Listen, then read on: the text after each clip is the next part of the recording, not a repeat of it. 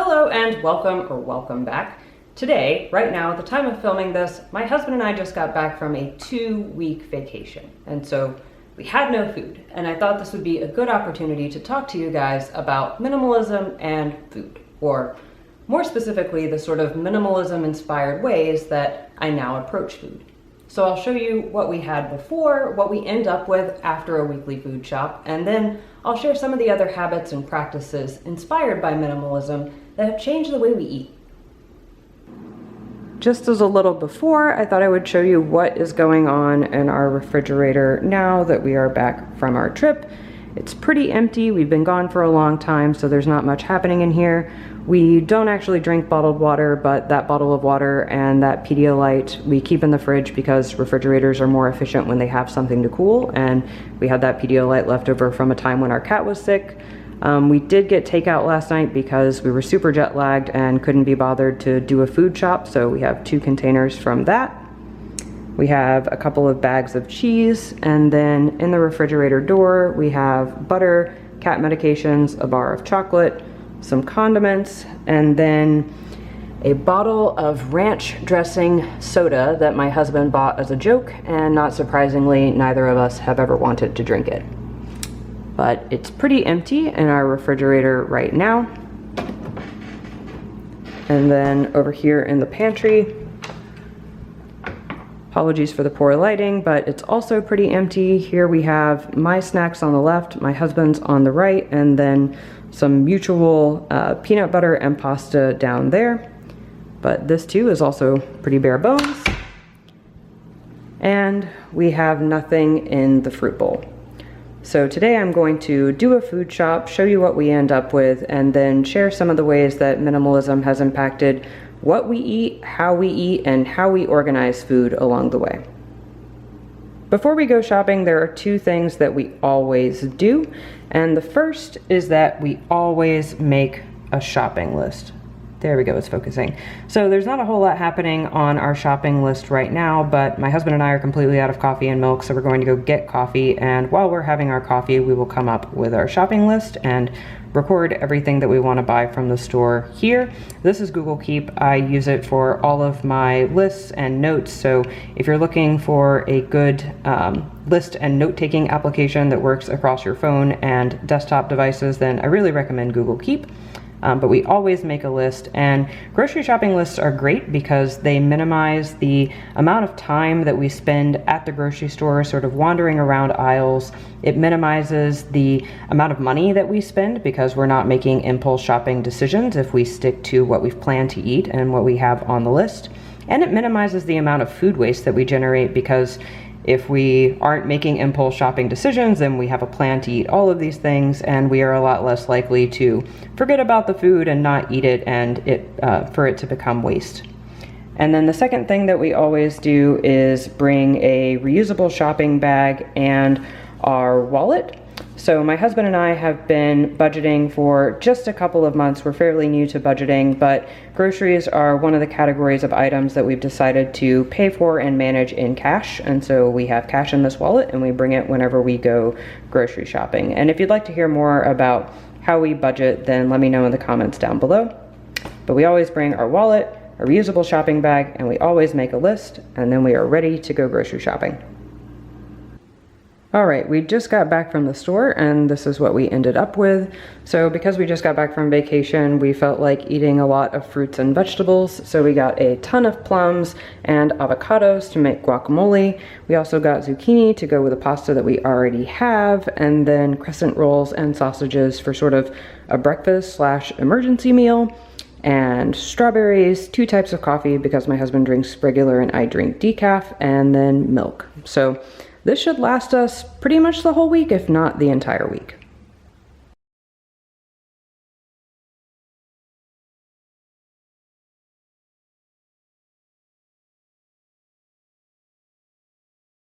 Now that you've seen a little preview of how we shop, I figured I would talk to you about how minimalism has inspired changes in how we actually eat. And it really boils down to 2 main principles.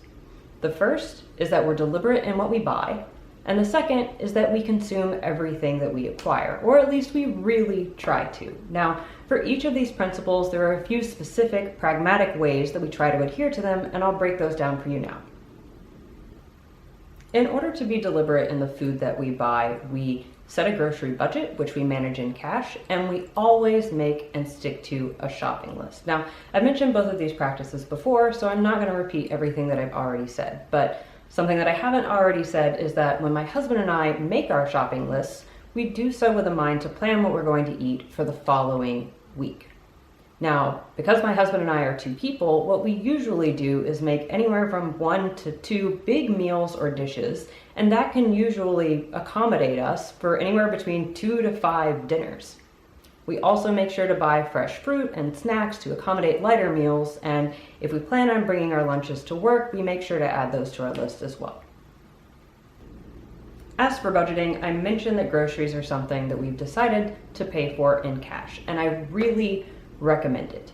I think that paying in cash really helps us to adhere to our shopping list and not buy things that we don't have a plan to actually eat, because every time we open up that wallet, we can see in cold hard American dollars how much money we have for the rest of the month. So we're much less likely to diverge from our list. Now, I should say that I love food. If I said that I've never spent $8 on a jar of raspberry jam, then I would be lying. But we don't have a whole lot of those sort of treat yourself moments. We definitely buy organic whenever it's available, but for the last couple of months since we've been budgeting, our grocery budget has been set for $400 for 2 people, and we've never needed more than $300. I remember when we were sort of calculating what our grocery budget would be, I found government data online saying that $400 was sort of the thrifty end of the scale for 2 people, and we've never needed more than $300, even when we buy the most responsibly sourced food available. As for the second issue of eating all the food we acquire, or at least really trying to, there are 3 primary ways that we accomplish this. The first is that we meal prep. Sort of. Now, I don't pretend to be some kind of meal prepping goddess. This ain't pickup lines, and I'm not portioning out my food into individual containers. But my husband and I do meal prep to some degree. So after we get back from our weekly food shop, which typically happens on the weekends, my husband and I start to prepare our food for the coming week. This can be something as simple as washing those strawberries that you just bought, or throwing on a roast, or making that pot of stew. Now, obviously this saves a ton of time during the week, but more importantly for me, it encourages us to eat the food that we already have on hand. I think we've all been in a situation where we have food, but it's not prepared. And in those situations, at least I am a lot more likely to convince myself to just order takeout. So taking the time to prepare that food up front can really keep that from being an issue. The second way that we ensure we eat everything we buy is that we limit eating out, or we at least try to limit eating out, to weekends. It's really simple. It's not always easy, but it is really simple. Now, we're not super religious about it. Sure, there are times when we do eat out or get takeout during the week, but we do it much less frequently than we used to. And I think the aforementioned, at least moderate meal prepping has been the biggest help here. But the bottom line is, if we were eating out, if we were getting takeout all the time, then we wouldn't have time to actually eat all of the food that we've acquired during our weekly grocery shopping. So by limiting eating out to a sort of weekend only activity, we help to ensure that we're going to finish all of the food we bring into our house. The final way we ensure we eat everything we bring into our home is that we occasionally have Little House on the Prairie nights, which is a term I borrowed from a friend. And you're probably wondering, what the heck is that? Well, a Little House on the Prairie night is a time when you technically have food, but it doesn't really go together to make a cohesive meal. And so you get creative, or you sort of brute force your way through it and make yourself eat what you have on hand rather than going out and buying more food. Now, these are not the most glamorous meals, but they can definitely encourage better meal planning. And they keep you from having that box of instant potatoes that's been living in your refrigerator for the last 2 years. All right, I wasn't sure I was going to include this one, but it's actually been really helpful, so you get a bonus tip. Here goes. So another thing that we've been doing, or I suppose I should say that I've been doing, is keeping individual food separated. You may have noticed in the clip of our pantry that my food is on the left side of the pantry and my husband's food is on the right. Now, my husband is basically a saint. He has very few bad habits, but before I started doing this, he was buying things that were off the list and making some really weird food purchasing decisions, like buying these Japanese novelty food kits for making tiny donuts or tiny ramen, and he never ate them.